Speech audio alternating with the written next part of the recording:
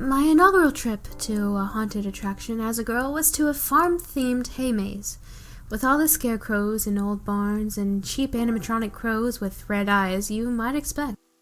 At the end of it, a theater kid dressed as a hillbilly farmer would chase you up to the exit with a cap shotgun. "Get out of here, you dang kids," he'd say in an Appalachian drawl that was hysterically overdone. "I'm coming for you, you better run." The place was cheap and low budget, and entirely ridiculous, and I fell in love with it all the same. So, a year later, we visited another place. Miss Wretched's House of Horrors, it was called, I think, down on Goddardale. And it was an equally cheesy haunted house, with pop-out skeletons and suits of armor that dropped their rubber axes near your feet, which would trigger an often off-time clang sound from poorly hidden speakers. I loved that experience too, so at my insistence, we got fake IDs the year after that, and with those gained admittance to the big gate haunt that was all the rage at the time. It was called Dark House. I remember the blood-red vampiric font above the door quite clearly, and it was my first run-in with professional actors in dirty words and pitch-black halls and chainsaws. Upon completion, 15-year-old me felt like she'd become a little bit stronger. But as the years wore on, attractions like these, they lost their edge. And I tried to up the ante a bit. Truly, I did. I went on out of town and road trips to all the spookiest places in the state and beyond as soon as I was old enough.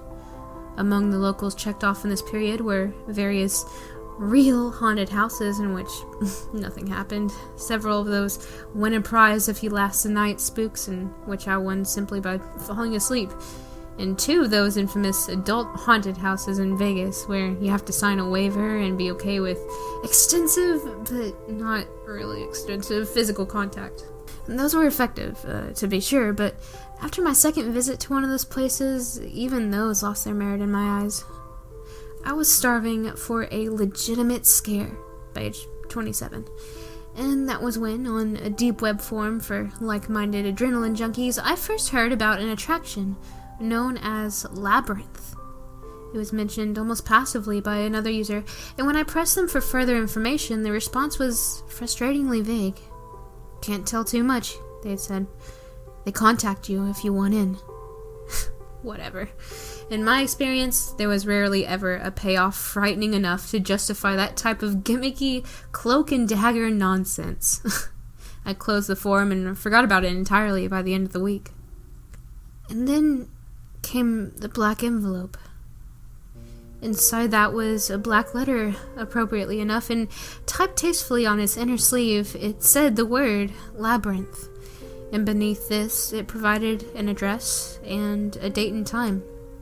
Given its name, I'd expected Labyrinth to be a maze of sorts, or one of those escape rooms with the horror bent, but instead I found myself staring up at a palatial, chateau-esque estate of impossible size, with spires and towers and wings and various other gratuitous additions to structure. It was truly magnificent. I'd visited North Carolina's Biltmore once, and that estate wasn't any more impressive than the one before me. On the door to the palace was a second black letter that read simply, "Labyrinth. Find the heart to escape." And despite my initial jaded skepticism, I now found myself quite intrigued. In the context of the location, I now found these vague letters more tasteful and reserved than gimmicky. So it was with a strange optimism that I entered the place and I shut the door behind me. It locked on its own, with a faint click. There was no mechanism on its interior to unfasten it from what I could see. The interior of the place was every inch as magnificently constructed and furnished as the outside would suggest.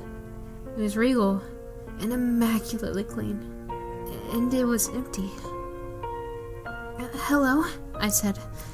An echo responded, and I waited a bit before I spoke again. "I'm Andrea Owens. I got a letter in the mail yesterday. Said to come here today at 3, so, here I am." Nothing. I checked my phone for the time, and it agreed with my punctuality. I guess this is the game? I thought back to the letter.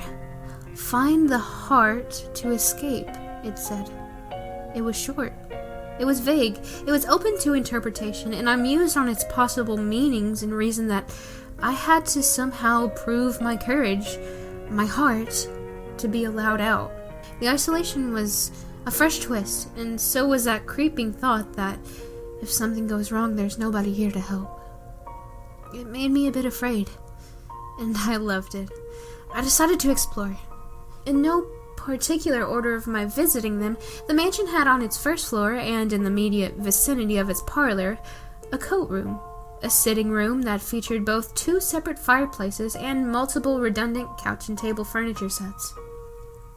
A grand study, with a gorgeous multi-$1,000 mahogany desk by the window, and more books on its floor-to-ceiling shelves than all but the largest public libraries and every single private collection I'd ever heard of. A billiard room. A grand banquet hall, with filled wine goblets at every seat of its table.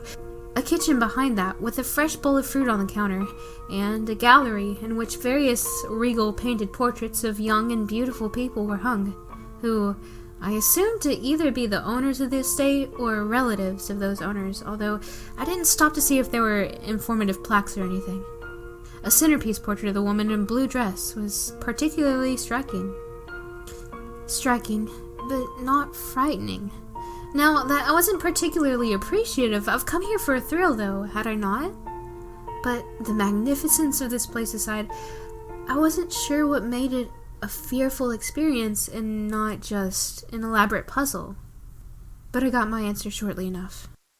I moved from the billiard room to the coat room, and from the coat room to a long hallway that was, like the others, fit with cushioned benches on the sides of it, and Persian rugs, and a grand player piano that provided a pleasant enough tune, and the only sound beside my own footsteps. Then I opened the door at the end of the hallway, and found myself, bizarrely enough, back in the billiard room. I stopped cold. Now, I hadn't taken so much as a single turn since I've arrived at that building, much less in a quick minute since the last time I'd been in that room. But here I was, all the same. The first thought that I had was, okay, so that's the twist, then. They build identical rooms to create an illusion of going in circles.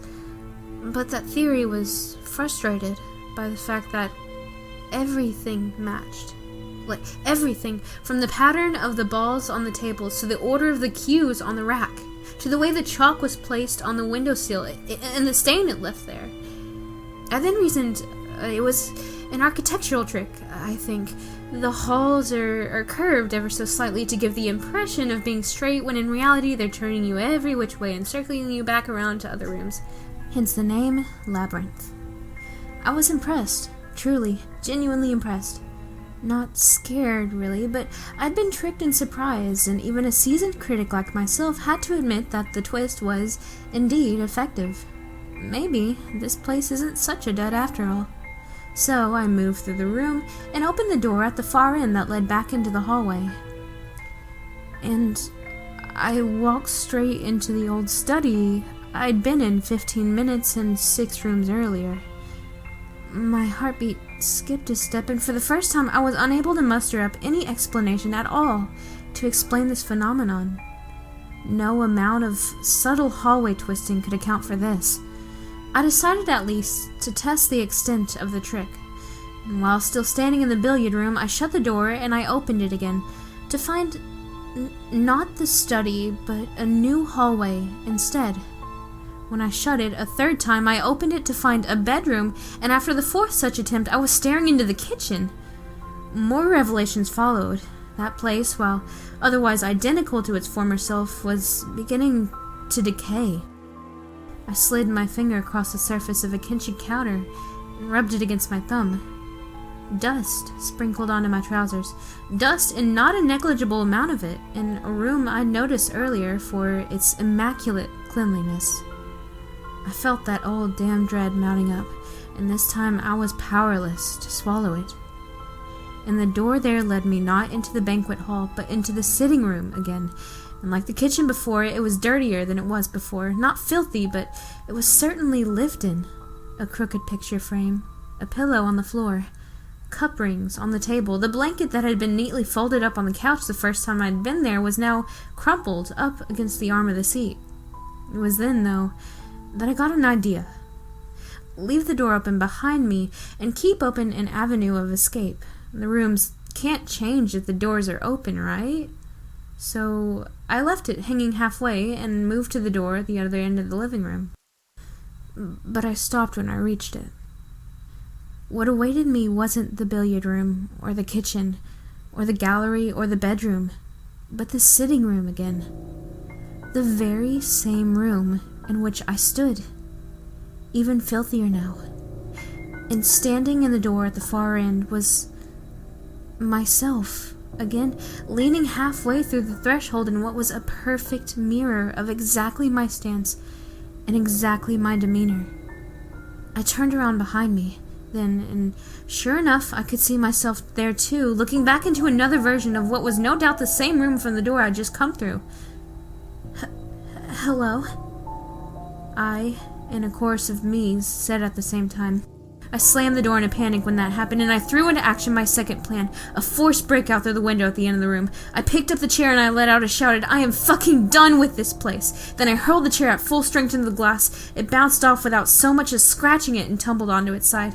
I turned around to lift it up again for the second toss, but I stopped before I did. Sitting propped up on its two ends, on the surface of the table and clean amidst all the dust, was a third black letter. No cheating, it read. Find the heart to escape.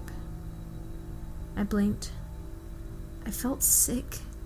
I felt my heart beat in my throat, and I backed up, and then after a brief pause I began to run.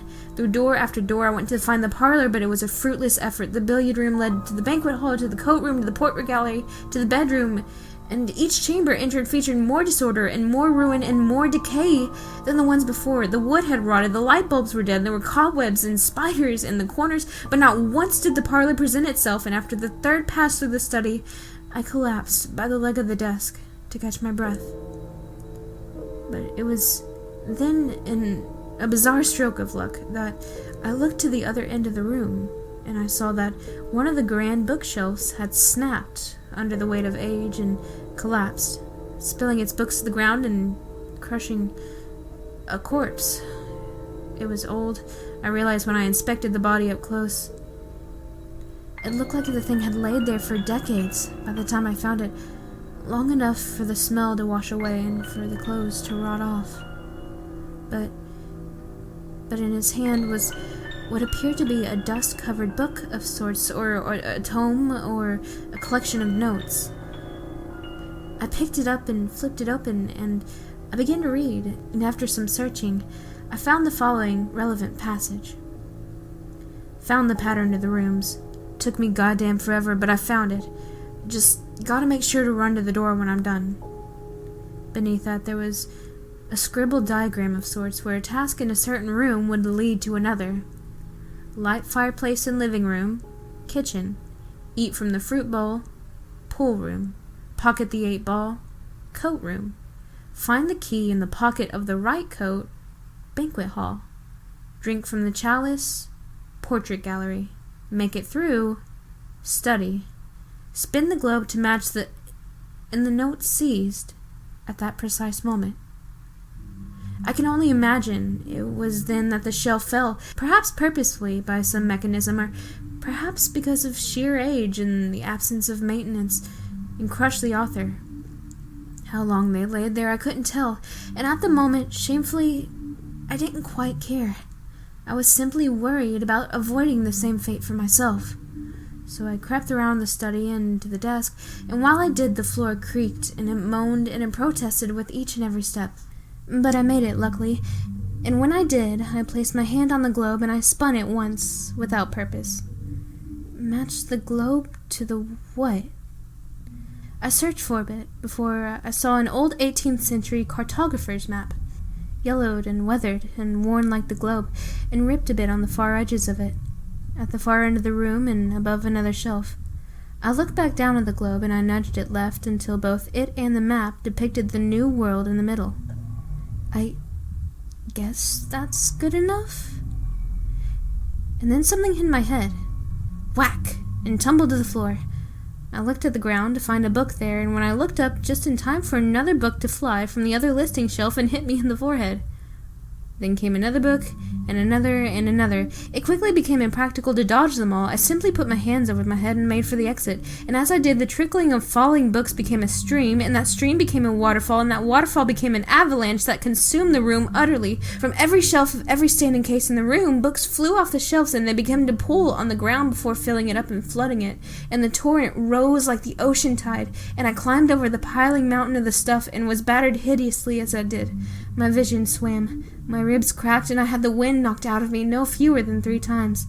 And by the time I reached the far end of the room nearest the exit, a tidal wave of books and encyclopedias and tomes and leather-bound and hardback collections had reached its crest and began to crash down in my direction with a tremendous and simply earth-shattering crash.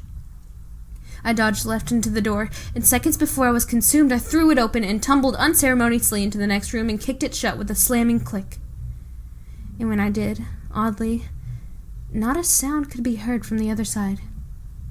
No falling books, or settling shelves, or breaking things. It was as if all that had been there in the first place was nothing at all. I gave myself a once-over and a quick pat-down to make sure nothing broken or bruised, mercifully enough, and I allowed myself to rest and breathe. "Holy shit," I said. Okay, I'm okay. I'm here. I made it. After a moment more of rest and regrouping, I looked around the sitting room I'd already been in multiple times, and I remembered the instructions from the notes. Light the fireplace in the living room. Okay. Easy enough, right? Just need matches and wood or something. I looked around the room, and I found some old newspapers and kindling already in the floor of the fireplace. Above the mantel were some matches. I took the last one from the box, and I swept it across the edge, and it produced for me a small flame. I tossed it into the pit, but before I could even begin to make for the kitchen, the flame caught and roared with stunning speed. Then a moment later, there was another whoosh. I whirled around and found the other fireplace in the room had been ignited too, and before I could process this development, its flames spread just as quickly and just as menacingly as the ones from the first, and they leapt out of the gate and caught on the ratty old carpet and began to climb. The chimneys in this dilapidated place had been so choked with soot, too, that the smoke spread right out into the living room and began to fill it up. I hit the ground when I noticed this, and I began to crawl. But the fire was far, far faster than I was, and within a minute it had consumed the couch closest to the door. And when it reached the table, and that old untreated wood went up all at once, and cracked and crumbled and fell to ash, and soon I felt those flames licking at my legs and bearing down on my back, and I gave up any effort to crawl and stood up and began to run. I leapt over the second couch and the table there, just as the ceiling cracked and tumbled in behind me.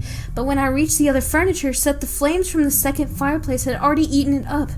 All caught on my trousers and climbed up the rest of me too. I was engulfed in fire in seconds flat, and all my screaming and all of my thrashing produced nothing for me then.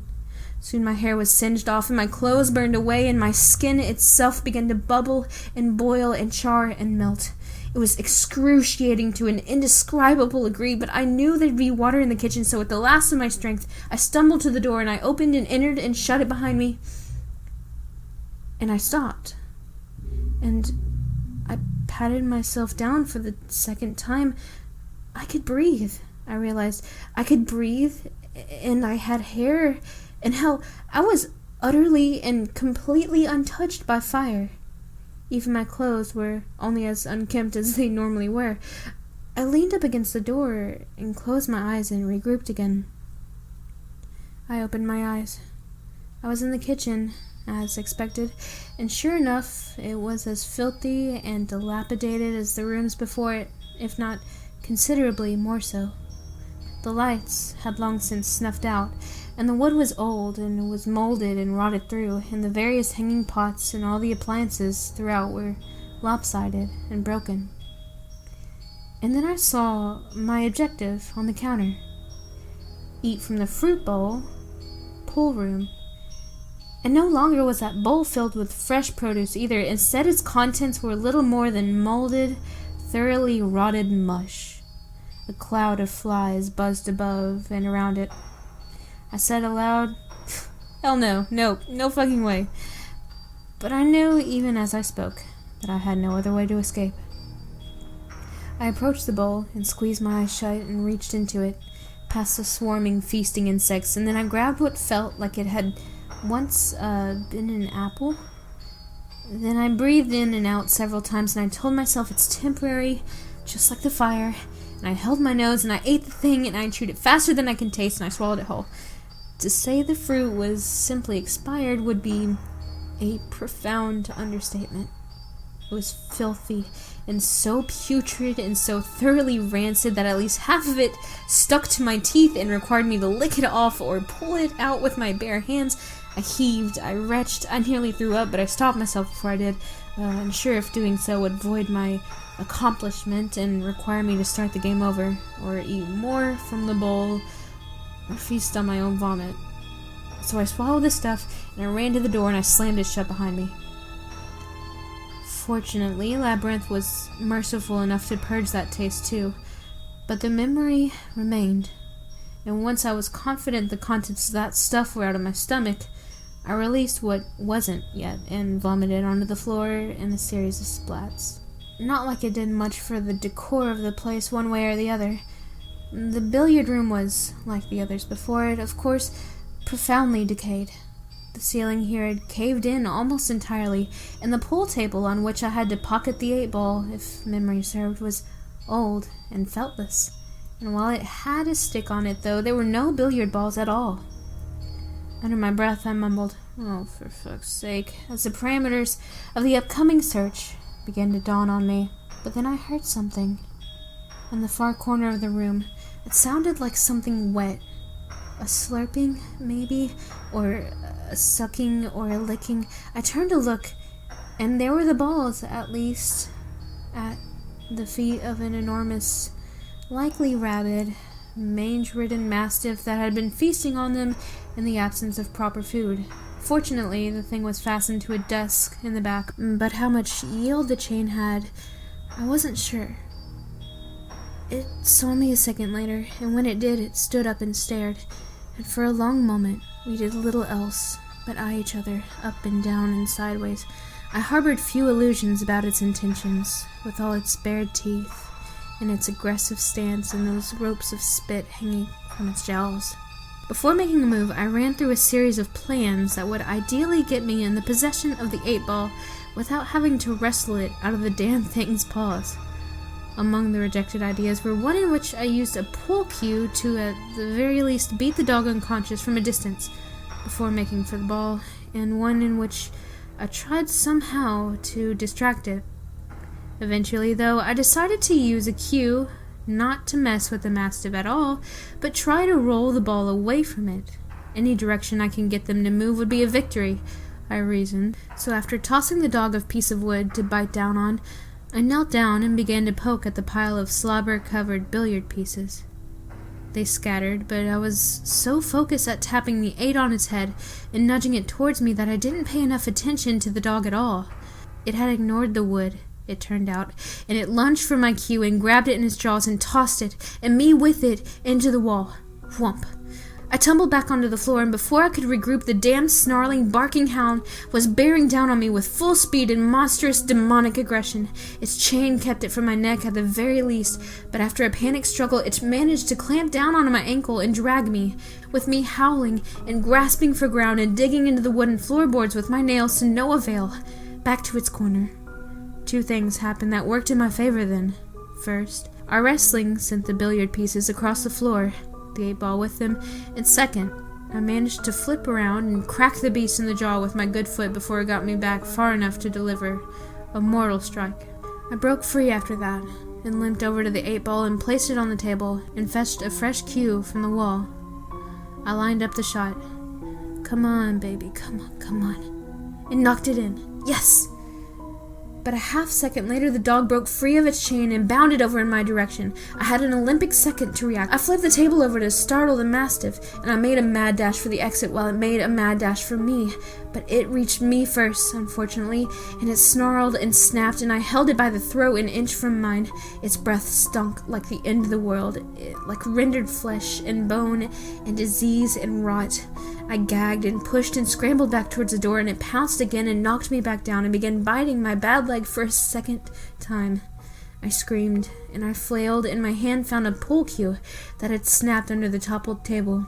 I grabbed it, and I jammed it into the dog's mouth and scrambled free while it yelped and pawed at its wound. I didn't wait to see how or if it released the wood. I simply limped into the coat room and slammed the door shut. The pain subsided. 3 rooms left. 3 rooms left. 3 rooms left. I opened my eyes after a bit and gave myself another pat down for a good measure. I was intact. The corpse in the study indicated that these hazards weren't mere illusions, but things did at least appear to reset themselves whenever a door was closed, assuming the player was on the far side of it. I looked around the coat room.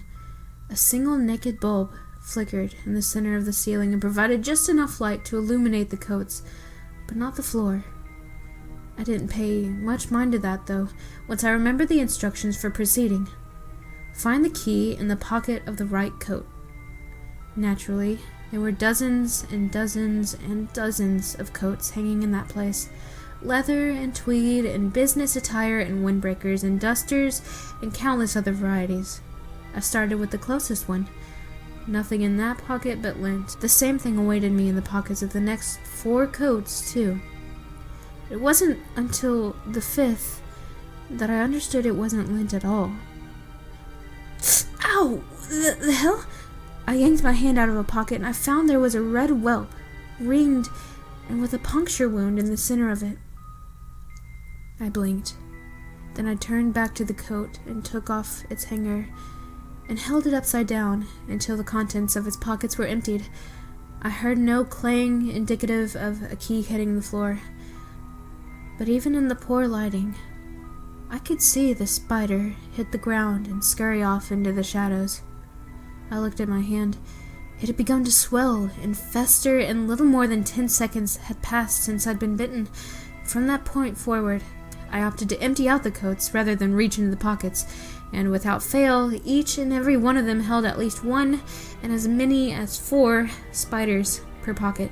By the 20th coat, there was a constant skittering around me as the horde swept across the floor to and fro, this way and that way, and over my boots and up my legs. Still, no sign of the key, and by then, I was losing my nerve. Ah! I grabbed at my forearm and winced, and I found there were another bite. The culprit had fled before I could return the favor. On my hand, the initial wound had swelled to the point that the whole limb felt heavy, and on my legs and ankles were a multitude more such incisions. Whatever species of arachnid this was, they carried extremely potent venom in their fangs and quick-acting stuff to boot. I began sluggish after a dozen or so bites, and then I began to lose control of my muscles. I tripped over my feet, and my breathing slowed. And by the time I'd found the key in the right side pocket of the 41st coat, I checked and counted them as I went. I could hardly see straight at all. I caught the thing, but I collapsed no sooner than I did. And then came the horde. From the shadows behind me and in front of me and on both sides and above me, the spiders swarmed. Adrenaline alone gave me the strength to get back up to my feet, but even that was a challenge beyond anything I'd encountered thus far. My body was covered in welts and stinging bites from head to toe. There were spiders on my hands, there were spiders in my shoes, there were spiders in my clothes too, all throughout, and on my neck, and in my face. Each and every one of the things was biting and feasting as I lumbered clumsily to the door. Each step felt like a mile. By the time I thumped my right hand on the knob and managed, after excruciating effort, to insert the key miraculously, I never once dropped it. Doing so would undoubtedly be a death sentence. The things were in my ears, and in my nose, and in my mouth. I tried to grit my teeth, but so inflamed were all the facial muscles required for the task that I was unable to stop the things from pouring into the opening and down my throat. I couldn't even gag. All I could do was throw every last inch of strength left in my bones to the task of turning the knob and pulling open the door with the wrist so beaten and so red and so swollen that doing so felt like shattering bones. And when it was open, I then had to take steps with feet so enlarged that my shoes themselves felt ready to burst. The light from the next room, what little of it there was, spilled into the coat room and illuminated the bones of at least a dozen other souls who never made it. I slammed the door shut behind me and collapsed, and I gasped for air. As had always been the case, the wounds reset themselves, and I was in good health. Not a single spider crawled on my skin, or through my ears, or underneath my clothes, but like with the rancid fruit, the memory remained. "What the fuck is this place, huh?" There was no answer to that, of course. So in my rage, I walked up to the banquet hall table and grabbed the closest chair and tossed the thing with all my strength across the surface. Plates and cups flew to the ground and broke there in 1,000 pieces among all the other debris. The chair I'd thrown simply tumbled across the length of the table and stopped at last near the other end of it. A goblet stood fast at the far side, untouched and unwithered. Drink from the chalice. Portrait gallery. I didn't move for some time. I simply stared at the thing and felt like it was doing the same to me, not unlike the dog, and I was unable to keep my mind from running wild through the possibilities of what it might contain. Rancid milk, I thought, or a cup of insects, maybe, or fresh blood? And at that point I was so thoroughly exhausted and disheartened that the mere thought of drinking such vile content brought me to tears. But I put one foot in front of the other anyway, and marched over to it, and although it was likely ill-advised, I peered inside. It looked like wine, I saw, so I smelled it. It smelled like wine, and I picked up the goblet and I swished the drink around a bit, and I saw it had the same consistency as wine too. I wiped my eyes and I set my resolve and made sure to locate the exit behind me and to the left, and held my nose and drank the stuff. It tasted sweet. Not like any form of alcohol as I'd expected, but sweet and thick and cool and refreshing. I downed the drink in its entirety. Then I wiped my mouth, and no sooner did I turn towards the exit and formed the thought, that was way too easy. What's the catch? Then I noticed that there were now, curiously enough, 2 exits. Not 2 exits in any concrete way, but with my vision swimming the way it was, I realized that there was 2 of everything, really. 2 doors, 2 pairs of feet, 4 hands, 2 tables, 2 goblets. I thought, that's weird. And then I collapsed onto the ground and was all at once and once again utterly unable to coordinate my movement and to think and to make sense of sight and to breathe. It was punishingly, achingly hard to breathe. In fact, each breath I drew in brought fire with it, and before long the poison had swollen shut my throat until no air could pass through it at all. I tried to gasp for air, but I couldn't. I tried to reach into my mouth and pry open the airway, but got nowhere in that endeavor either. I retched and convulsed and seized and clawed at my throat and made all the motions of gasping desperately without receiving any air at all. The last coherent thought I had was that, as usual, salvation could be reached at the exit and nowhere else. So with my body in revolt, I commanded it up, and then I stumbled and wobbled and tilted and fell in the direction of the door and picked myself up and fell again, but a bit closer this time and with a knee full of splinters. Soon it hurt to take in even what little light there was in that damned room, and every movement I made was agonized and cumbersome and burdened. But I'd come too far to give in now. Just as I began to black out, I reached the door and I threw it open and fell through. Only when I slammed it shut could I breathe again. "Haven't broken me yet, you fucks," I said. I coughed violently. "Not yet." The portrait gallery awaited me now. Make it through. By now, I'd purged myself of illusions that any room in this demented place would be easy to solve, and the more vague the instructions, the more difficult they'd be to follow. So I looked around for potential hazards and saw none. There were no spiders, there were no dogs, there were no flies, and there were no poisons or falling books either. There wasn't even proper darkness in that place.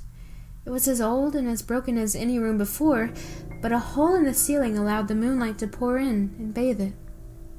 And in that light, all there was before me was a hallway lined with aged portraits. So I began to walk forward, slowly and deliberately, and with every hair on my neck and arms standing straight up. At first, there truly was nothing to fear. But then I turned my attention to the paintings themselves, and I realized that they appeared to be aging. When I stopped too, so did that process, but if I moved so much as an inch towards the end of the room, which itself was shrouded in darkness so thoroughly at the bottom I couldn't see any door at all, then the figures would age. It wasn't profound or rapid, really just little things here and there. A new wrinkle would appear, or their clothes would lose just a bit of their luster. The only one I could see for the entirety of my walk, though, was that mighty centerpiece ahead, of the woman in blue. She aged a year a step as I walked. When I entered the room, she was young and youthful and vibrant, with the sun at her back and a sparkling dress that matched the sky. But halfway through the room, even that sky had grown gray. Her hair was neatly white, her smile had fallen to a more tired countenance, and her dress was old and wrinkled and worn and faded. She looked terribly, terribly sad, and all at once I got the impression that I was killing her myself, that every step that I took brought her closer to death. I paused for a breather after that, and for a time we stared at each other as I rested. I almost wished I could tell her how sorry I was. I took another aching step forward. Almost there, I told myself. Almost out. My hips stung, my breathing was heavy, yet again, although for entirely different reasons, and I had begun to sweat. I rubbed my hand across my forehead and my smooth scalp and did my best to pace my... Why is my scalp smooth? I patted the top of my head with both hands. There's nothing up there but skin. Then I looked at my hands. They had aged profoundly in just the few minutes I'd entered this place, wrinkled and veiny and liver-spotted and simply old. And all at once, I was overwhelmed with dread and fear and anger and confusion. I looked back, but I knew there was nothing for me there. I could only go forward, but each step brought more pain and more anguish. My joints ached. My eyes became tired. I looked back up to the portrait at 3/4 mark, and I saw the woman who was now in her 80s or 90s at the door of death, and without even the resolve to frown. I pressed forward and I looked down and I saw that my clothes, too, had begun to weather and age. I now wore rags, and barely that. It was an exponential falling apart. In the beginning of the room, each step aged me a month. Then a month became 2 months, and that became 3. By the middle of the place, I aged a year for each step, and now every footfall brought with it a decade or more. Soon I could no longer stand at all, but merely crawl. My elbows shook, and they wobbled, and at last, still a mere 2 or 3 running strides from where I imagined the door to be, it was still too dark to make out what waited in those shadows. But an eternity away, in my condition, I collapsed. There was nothing left. I looked up one final time at the painting. All the flesh was gone. Only bones and dirt remained. And then I, too, was little more than bones. I'd never known true darkness until I passed in Labyrinth. There was nothing at all to see on the other side. Truly nothing. I couldn't see my hand in front of my face, and there wasn't so much as a dull spark at all to give me a sense of direction or context. I was simply floating in empty, unconstructed space. And although time had no meaning here, I felt vaguely that I had been here for a very, very long amount of it. Weeks, perhaps, or months, or years, or decades. I was unsure. By the time the door presented itself to me, I'd long forgotten about Labyrinth, or even who or what I was. I simply opened it like it was the most natural thing in the world, and inside I found a pillar of light that pulsed and beat to a steady rhythm, like a heart. And then it came back to me. Find the heart to escape. And with that flooded in all the memories of that place, the changing rooms, the rapid decay, the books, and the fire, and the rancid food, and the dog, and the aging to the door, and death, all at once. All of it. I whirled myself forward and into the light, and I tumbled out onto the grass, and I looked up and saw stars there, and I looked around and found myself in front of the mansion at twilight. I felt a quick pang of relief and hope, and instinctively repressed it until my pat-down was complete, and then I let it sing. I was alive, and I was breathing, and I was young again, and I was unharmed, and for the first time in hours or days, or however in God's name long it had been, I felt free. I began to laugh and cry at the same time, and while I did, I ran away from that horrid place, and through and past the gate and out to the field where my car was still parked. I made it home an hour or so later and fell into a deep and restful sleep. Suffice it to say, the wretched experience in Labyrinth completely and utterly cured me of my need to be thrilled by fear. And to you, I'll merely say this. If you ever get a black envelope in the mailbox, toss the damn thing. Or better yet, burn it.